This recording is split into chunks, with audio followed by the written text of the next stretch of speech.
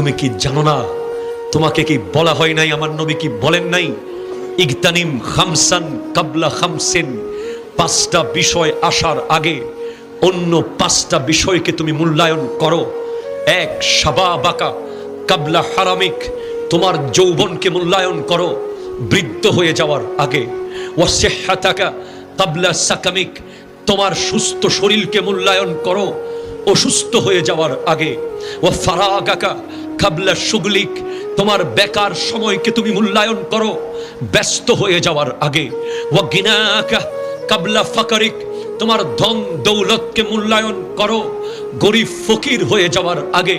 তোমাকে কি বলা হয়নি ওয়া হায়াতাকা কাবলা মাউতিক, ওয়া হায়াতাকা কাবলা মাউতিক, মৃত্যু আসার আগে তুমি তোমার হায়াতকে মূল্যায়ন করো।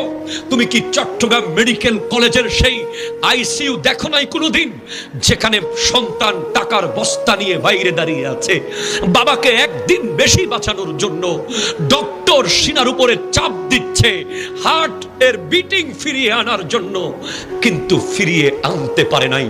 জীবনের বাতি নিভে গেছে, চলে গেছে। তুমি কি দেখো নাই ওই দুইটা কিডনি যার নাই, প্রতি সপ্তাহে যখন দুইবার সব রক্ত বের করে দিতে হয়?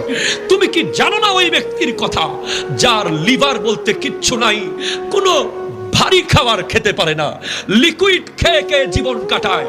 তুমি কি জানো না ওই আরবের সন্তানের কথা যে অন্ধ, যাকে উলামায়ে কেরাম বলছে তুমি কি চোখ ফিরে পাওয়ার জন্য দোয়া করো না আল্লাহর কাছে? সে বলছে না না না, আমি চোখের জন্য দোয়া করি না।